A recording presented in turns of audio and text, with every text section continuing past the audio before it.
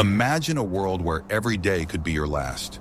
A world where an invisible enemy, driven by wind and rats, could mow down entire towns and villages in a matter of weeks.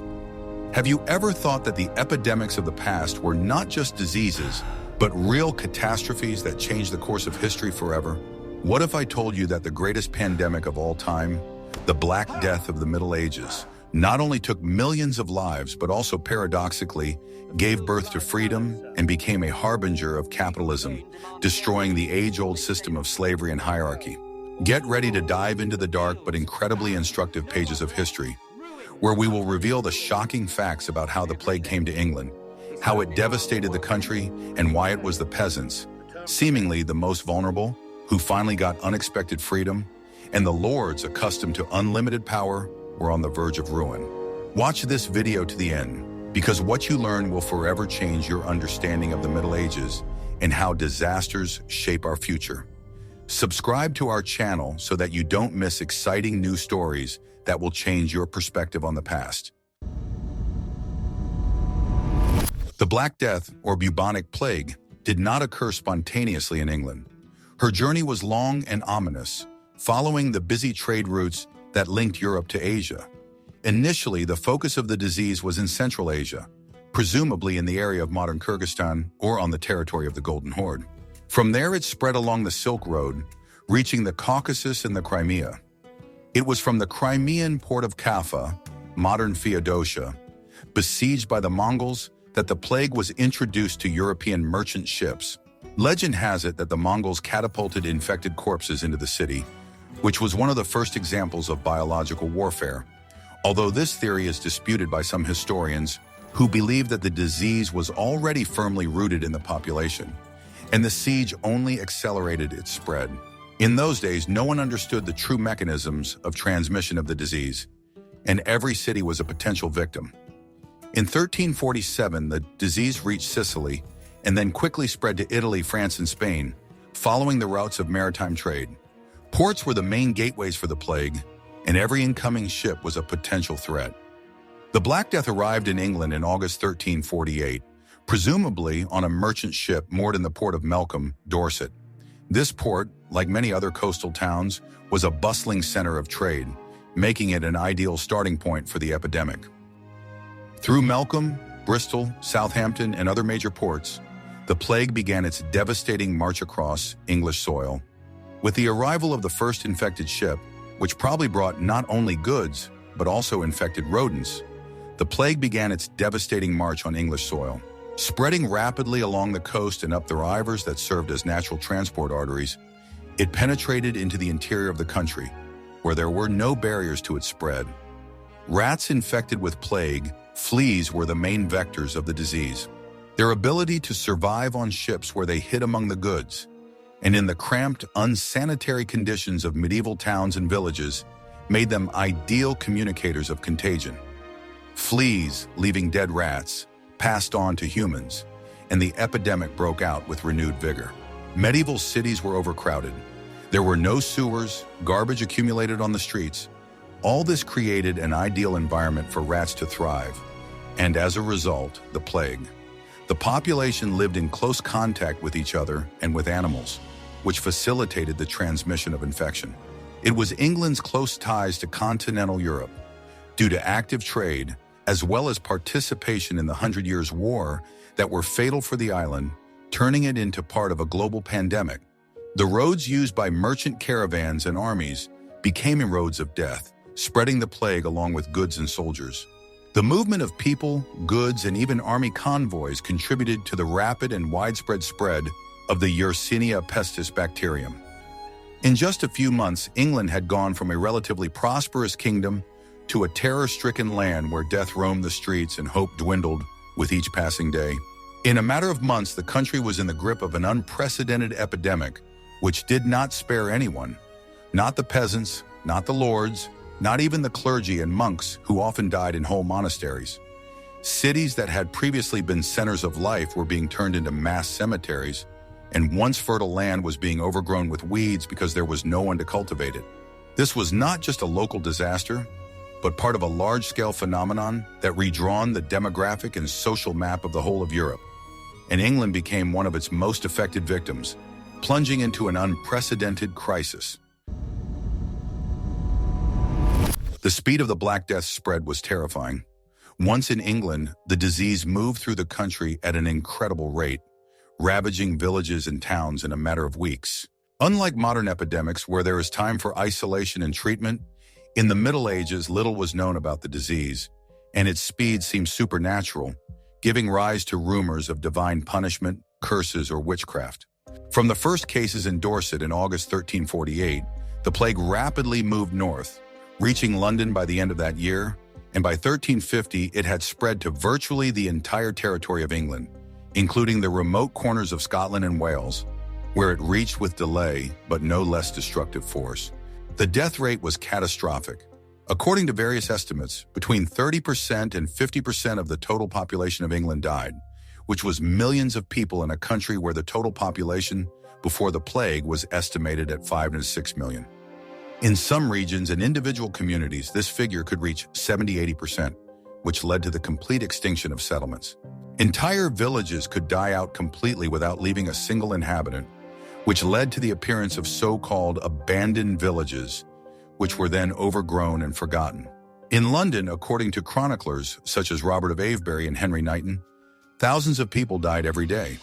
They were buried in huge mass graves, the so-called plague pits, as individual burials became impossible due to the scale of mortality and the lack of enough survivors to perform the rites. For example, more than 50,000 people were buried in London's East Smithfield Cemetery alone in a short period of time. Neither age nor social status was a guarantee against death. Kings and peasants, bishops and beggars died of the plague. The royal family also did not escape this fate.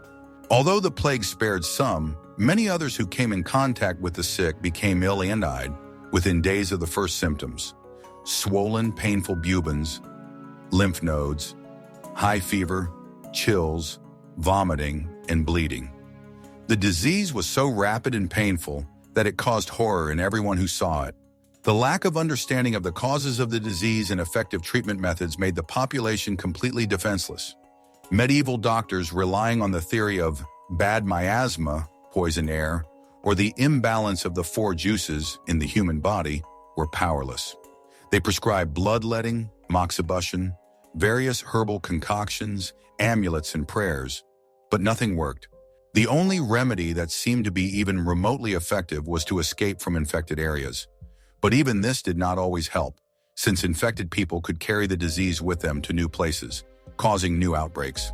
Cities imposed quarantines and tried to isolate patients by locking them in their homes. But these measures were ineffective due to a lack of knowledge about transmission routes and the inability to enforce them strictly. Terror and panic gripped the community, leading to chaos, looting, lynching of those suspected of witchcraft or spreading disease, and outbreaks of religious fanaticism, such as the Flagellant movement. Such a high and rapid death rate, unprecedented in the history of England, has left a profound imprint on all aspects of society: demography, economy, culture, and mentality. This shock was so strong that it took decades for society to begin to recover. And even then, its effects were felt for centuries, shaping a new worldview and new social relationships. The plague dealt a particularly devastating blow to the rural population of England. Farmers, who made up the vast majority of the country's population, up to 90%, lived in crowded, unsanitary conditions, which created an ideal environment for the spread of infection. Their huts were cramped, without ventilation, often with an earthen floor that was a breeding ground for dirt and disease, which encouraged the breeding of rodents and fleas, the main vectors of the plague. Outbreaks of the disease, once established in a village, could quickly reach all households since families lived in close proximity to each other and social contacts were unavoidable.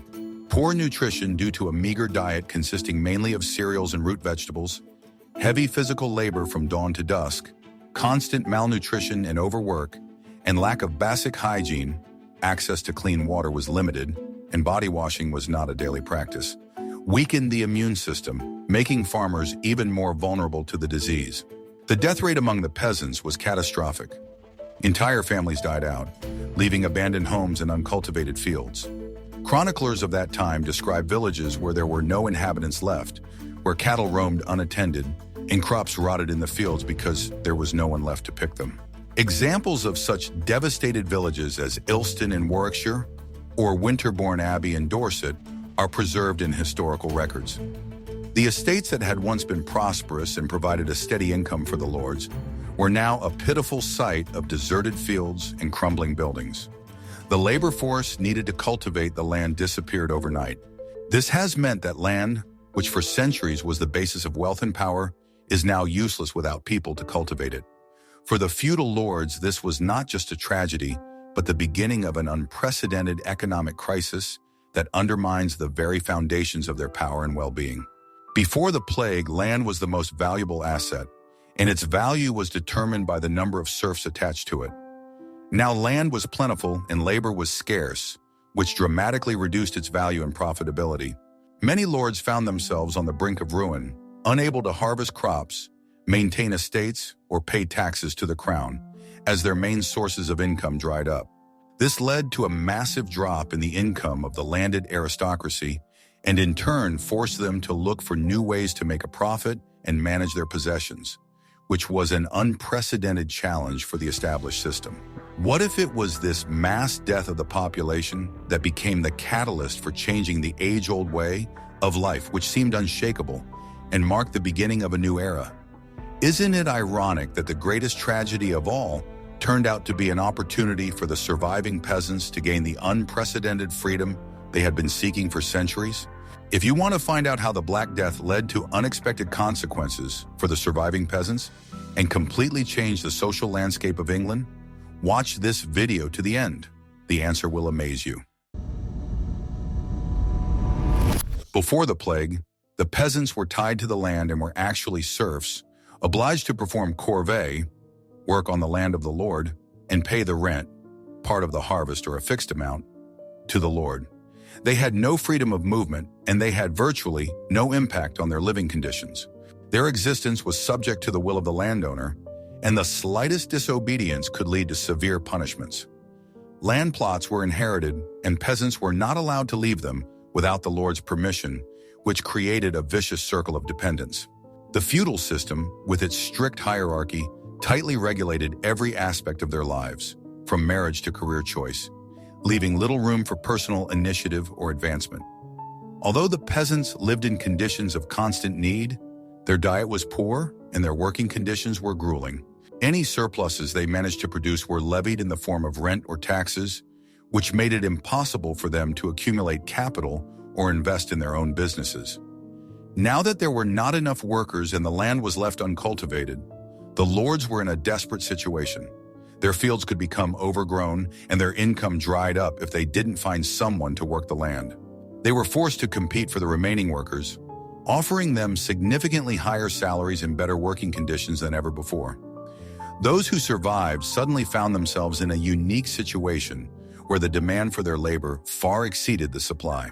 Many lords, especially those with the most extensive lands, face a real threat of ruin if they are unable to harvest or maintain their pastures. This forced them to rethink traditional approaches to estate management. Some even began to actively poach workers from their neighbors, which further aggravated competition and raised rates. The peasants, realizing their new value and taking advantage of the hopeless situation of the lords, began to demand not only higher wages, but also freedom of movement, the ability to move from one lord to another in search of better conditions. They began to move from manor to manor, choosing the lord who would offer more favorable lease terms or higher wages. Many lords, desperate for workers and fearing total ruin, agreed to these demands in order to save their crops and incomes. Rates and wages for agricultural workers and artisans have doubled and sometimes even tripled compared to the pre-plague period. This was an unprecedented shift that gave the peasants unprecedented economic power and was the first step towards freeing them from serfdom, undermining the very foundations of the feudal system. The peasant population, which had been in a subordinate position for centuries, now had the opportunity to dictate its own terms. This process led to significant changes in the land use structure, as many lords, unwilling or unable to pay high salaries, began to convert their land to pasture, which required less labor, but at the same time provided a stable income from sheep farming. This in turn stimulated the development of the wool industry, which became one of the key sectors of the English economy. Rising wages and the demand for freedoms caused panic and resentment among the feudal nobility and the king. They saw this as a threat not only to their income and their usual way of life, but also to the entire existing social hierarchy, which for centuries was built on the subordination of the croyans. The nobility, accustomed to unlimited power and cheap labor, could not accept that their former serfs were suddenly given leverage. They saw it as undermining the very world order established from above, and believed that such changes would inevitably lead to complete chaos and the destruction of society. Their anger was fueled by the fear of losing status and prestige, because the economic independence of the peasants directly threatened their social dominance. In addition, the increase in labor costs significantly reduced their profits, which caused additional irritation and the desire to return everything as it was. To halt this process and return the situation to the state of the plague, King Edward III issued the Ordonnance of Laborers in 1349, and then, after its ineffectiveness, the more stringent Statute of Laborers in 1351. These laws were designed to artificially freeze the price of labor, prohibiting workers from paying more than they received before the epidemic, and obliging every able-bodied person to work for the old pay. Peasants, who were called laborers in the old days, were forbidden to leave their estates without the Lord's permission, under threat of severe punishments. Violators were fined, branded, pilloried, and even imprisoned. The goal was clear: at any cost, restore feudal discipline and the economic order that existed before the catastrophe. The authorities tried to impose the old rules of the game, ignoring the new economic reality. However, these laws proved to be practically unenforceable and proved ineffective in practice.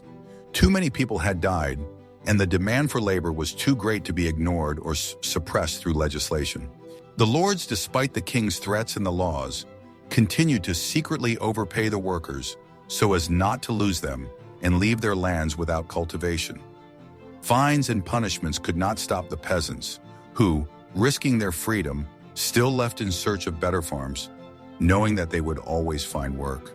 Widespread corruption and the inability of the royal administration, which itself suffered from the plague, to effectively enforce these laws only made the situation worse. Local sheriffs and judges, often landowners themselves, faced a dilemma: obey the law and risk ruin, or turn a blind eye to violations in order to preserve their labor force. This confrontation between the desire of the lords to preserve the old order and the new economic reality caused by the demographic shock inevitably led to a social explosion, which manifested itself in the most vivid and tragic forms. The discontent of the population grew as the peasants saw hypocrisy and injustice in the state's attempts to return them to a slave state, while the nobility continued to enjoy all the advantages of their position. The discontent of the peasants, caused by the attempts of the lords and the king to return them to their former slave state through unpopular labor laws, increased every year after the plague. These laws, which unfairly restricted their new economic opportunities, were seen as a direct attack on their newfound freedom. The peasants, who had tasted independence and realized their strength, did not want to return to their former life, full of humiliation and disenfranchisement. The tension in society was growing, and the constant tightening of feudal oppression, despite the economic benefits of the peasants, only added fuel to the fire.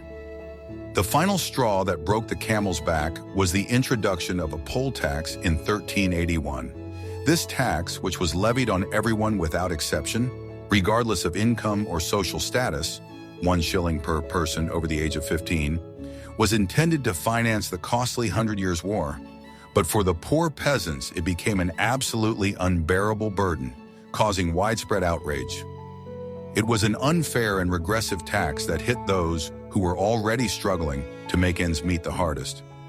In May 1381, one of the largest peasant revolts in the history of England began, which went down in history as the Wat Tyler Rebellion.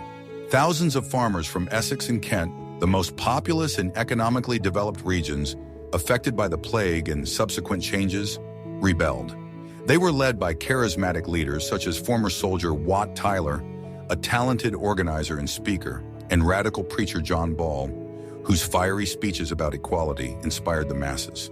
Their sermons resonated in the hearts of the oppressed, giving them hope for justice and a change in their lot. The rebels marched on London, burning the estates of the lords, destroying the prisons where their comrades were held, and killing the hated officials, lawyers, and tax collectors who symbolized the old unfair order. It was an act of desperation and revenge directed against those who they believed were responsible for their suffering. Their demands were radical and unprecedented for that time. The complete abolition of serfdom, the elimination of all feudal duties, tax cuts, and the transfer of church lands to peasants. The rebels invaded London, seized the Tower of London, and executed the Archbishop of Canterbury and the Treasurer General of the kingdom. King Richard II, then a 14-year-old teenager, was forced to meet with the rebels and promise them everything they demanded to avoid further bloodshed and save the capital. His situation was critical, and he made unprecedented concessions to calm the raging crowd. However, after the insidious murder of Wat Tyler during negotiations and the defeat of the main part of the rebels, the king broke his promises, saying that serfs should remain serfs. The uprising was brutally suppressed, and thousands of ordinary citizens were executed. Despite the apparent military defeat, the uprising of 1381 was a clear indication of the new self-awareness of the peasants and their willingness to fight for their rights. It showed that the old order could no longer exist in its former form, and that the feudal system could not be restored by force. This revolt was a powerful signal to the ruling class that change was inevitable. Although the immediate results were tragic for many of the rebels, in the long run, the rebellion accelerated the process of serfdom change and helped shape a new type of relationship between landowners and peasants, laying the foundations for future social and economic transformation in England. Despite the brutal suppression of the peasant revolt of 1381 and the attempts of the ruling class to restore the old order, the long-term effects of the Black Death proved irreversible for the feudal system of England. The forces launched by the demographic catastrophe were too powerful to be stopped by royal edicts and punitive expeditions alone. The lords, who had lost a huge number of workers and faced the constant threat of new uprisings, were forced to make significant concessions to the surviving peasants. Labor shortages remained a critical problem, forcing landowners to seek new, more flexible forms of managing their holdings. The rigid system of serfdom that had served for centuries as the basis of feudalism became not only unprofitable, but also dangerous, as each new compulsion threatened another revolt. Corvée, that is, compulsory work on the land of a lord without payment, which was the basis of serfdom, gradually began to be replaced by monetary rent. It was a revolutionary shift. Farmers were able to rent land for a fixed fee rather than work for the lord, which gave them much greater freedom and economic independence. Now they could manage their own time and labor, working on their leased land and selling their surplus crops in the market. The landlords found that it was more profitable to rent out land for money than to try to force the peasants to work under serfdom, which was now extremely inefficient and caused constant resistance. There was simply no one to work, and those who remained demanded payment. This led to the reduction of direct landlord farms, domains, and the transition to a system of lease relations, which significantly increased the mobility of peasants and stimulated the development of commodity money relations in agriculture. This process led to a significant increase in the number of free peasants, or yeomen, who were able to farm independently, sell their surplus produce on the market, and accumulate capital. They were legally free, had personal responsibility for their own affairs, and could move around the country. Yeomen were becoming an important middle class in rural areas, forming the basis for future social mobility. Increasing the income of the peasants allowed them to improve their food, buy better tools, care, and even send their children to study in parish schools or artisans. Many of them began to actively participate in local self-government, which contributed to the development of civil institutions. This was a gradual but irreversible process, and by the end of the 15th century, serfdom in England, unlike in many other European countries, had virtually disappeared. The plague thus became not only a disastrous catastrophe, but also a powerful social catalyst that precipitated the fall of feudalism and paved the way for the emergence of new social and economic relations, characteristic of the early modern period. relations based on hiring, renting, and private initiative rather than serfdom. Changes in the position of farmers after the plague led to a profound transformation in English agriculture, which changed its appearance for many centuries. The abolition of corvée and the transition to cash leases stimulated the peasants to more efficient farming. Now that they were self-employed, they had a direct incentive to produce more in order to profit from selling the surplus on the market. This led to a significant increase in labor productivity and the introduction of new farming methods, as farmers were interested in obtaining the maximum yield with less labor. There was an opportunity to experiment with crops, crop rotation, and improving agricultural implements. Many farmers began to specialize in growing those crops or raising those livestock that brought the greatest profit on the market. For example, in some regions, especially in the south and east of England, sheep farming was actively developing, as wool was an extremely valuable export product, the demand for which was constantly growing from Flemish and Italian weaving manufactories. This shift in production contributed to the development of commodity money relations and the integration of agriculture into a broader economic system that was no longer exclusively natural. The lords, who had lost cheap labor and were faced with the need to adapt, were also forced to change their management methods. Some of them began renting out their own land in long-term leases or adopting more intensive farming methods, employing paid agricultural workers. Other lords, especially in regions where sheep farming was more profitable, began to practice enclosure, the process of turning communal land into private pasture. This caused new social conflicts and protests on the part of farmers who were losing access to shared pastures, but also signaled profound changes in the agricultural structure and a shift to more commercially oriented agriculture. These were the first steps towards an agrarian revolution, harbingers of large-scale transformations that would take place in the following centuries. Overall, English agriculture has become more flexible, market-oriented, and less dependent on outdated feudal practices. The volume of production for sale increased, which contributed to the growth of cities and the development of domestic and foreign trade. Thus, the Black Death, although a terrible calamity, became a powerful accelerator of economic transformation, forcing society to abandon inefficient feudal methods in favor of more productive and market-oriented agricultural relations. The plague not only changed the countryside, but also had a huge impact on the growth of cities in England, becoming one of the most powerful factors of urbanization. The massive loss of population in rural areas and the emergence of new economic opportunities in cities stimulated significant migration of peasants to urban centers, many of which were also severely affected by the epidemic but had a faster recovery rate.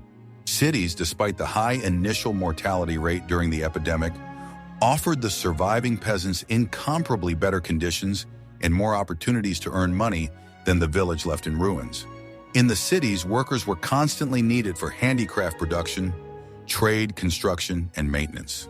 Peasants who had been freed from feudal dependence by the shortage of labor were now free to seek work and settle in the cities without fear of being persecuted by the lords, as they had been before the plague.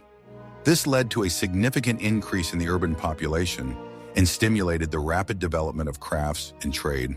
The guild system, though plagued by the death of craftsmen, quickly recovered, attracting new members from among the migrants who brought with them new skills and ideas.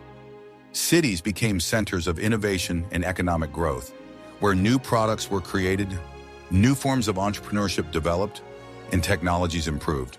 The city markets expanded and the range of goods increased. Urban growth also sold to increased demand for food from rural areas, which further stimulated agricultural change and specialization in agriculture. It was in cities that new financial institutions developed, such as banks and trading companies, which supported the growing commercial activity. In addition to their purely economic appeal, cities also offered greater social mobility. In contrast to the rigidly structured countryside, where social status was often determined by birth and land, the urban environment offered a chance to improve their situation through work and entrepreneurship. This created a powerful magnet for those who sought to break out of the traditional feudal shackles. The development of urban self-government, strengthening the rights and freedoms of citizens, also contributed to the fact that cities became a haven for free people. Many peasants, after working for a year and a day in the city, gained freedom from feudal dependence, which was an unheard of opportunity before the plague. Thus, the plague, paradoxically, became one of the main engines of urbanization in England, contributing to the redistribution of the population from rural areas to urban centers and the concentration of economic resources in cities, laying the foundations for further industrial development and turning England into a leading trading power. This process has accelerated the formation of the urban population, which has become the driving force for future social and economic transformation, paving the way for a new social order. Cities became incubators for new social classes, such as merchants and independent artisans, whose growing influence challenged traditional aristocratic power and set the stage for the subsequent transformation of English society. The most profound and long-term consequence of the Black Death was a fundamental change in the social structure of English society and the emergence of a new identity among the lower strata of the population. The mass death of the population has led to the fact that land, previously in short supply and tightly controlled by feudal lords, has now become more accessible. Surviving peasants, especially those who were able to save up with increased incomes, were given a unique opportunity to rent or even buy land from the failing lords. This led to a significant increase in the number of yeomen, a class of freeholders who were independent of the lords and were economically independent. The yeomen became a new influential force in English society. They were rich enough to be independent and powerful enough to assert their rights in local courts and even in Parliament, where they were increasingly elected county representatives. Their economic independence gave them a social weight they never had before the plague. They formed the basis of the English infantry in future wars, especially in the 100 Years' War, which further increased their social significance and authority in the eyes of the crown. The plague also undermined the centuries-old authority of the church, which was powerless in the face of the disease, and its vast wealth and privileges began to cause more questions and criticism from the population, which paved the way for the implementation of their religious reforms. Overall, the Black Death has led to increased social mobility. Lower-class people have been given an unprecedented opportunity to move up the social ladder through their skills, entrepreneurship, and hard work, not just through birth. This led to the breaking down of rigid feudal frameworks and the emergence of a more dynamic and flexible society, where personal qualities and wealth played an ever-increasing role, while origin played an ever-decreasing role. The old feudal relations, based on personal dependence and hierarchy, gave way to new, more free and contractual relations. This process was an important step towards the formation of an early capitalist society and laid the foundations for future social and political changes in England, including the growing influence of Parliament and the curtailment of the king's power. The plague thus became a cruel but effective tool that reshaped English society and laid the foundations for the country's future development in a completely different direction. The Black Death in medieval England was not just a tragedy, it was a geopolitical catastrophe that changed everything from demographics to social structure and economics. We saw how this invisible threat brought along the busy trade routes from faraway Asia, devastated the country, taking millions of lives. We learned why the peasants were the main victims, but also how their deaths paradoxically led to their economic liberation and the beginning of the destruction of the centuries-old feudal system, which seemed unshakable. The royal laws designed to curb the growth of wages and the freedom of the peasants proved powerless against the inexorable laws of the market and the hunger for labor, which eventually led to the peasants' revolt of 1381, a fierce but revealing protest that forever changed the relationship between lords and peasants. In the end, the plague not only accelerated the decline of serfdom, but also stimulated urbanization, mass migration to the cities, the development of commodity money relations, and the emergence of a new class of free and self-sufficient yeomen who became the mainstay of the new society. These tragic events show us that even in the darkest periods of history, when it seems that all is lost, there can be hidden seeds of future progress and unexpected social transformations. They remind us of the fragility of human life and the incredible capacity of society to adapt, regenerate, and find new ways to evolve in the face of disaster. Isn't it amazing how the most devastating pandemic in human history was the catalyst for the social and economic changes that led to the birth of modern English society, laying the foundations for its future self-prosperity. If this story has made you look at the history of the plague and its far-reaching consequences in a new light, if it has shown you that even the most terrible events can hold the key to progress, be sure to like it, share this video with your friends, and of course, subscribe to our channel so you don't miss out on new exciting investigations. See you soon in the world of history.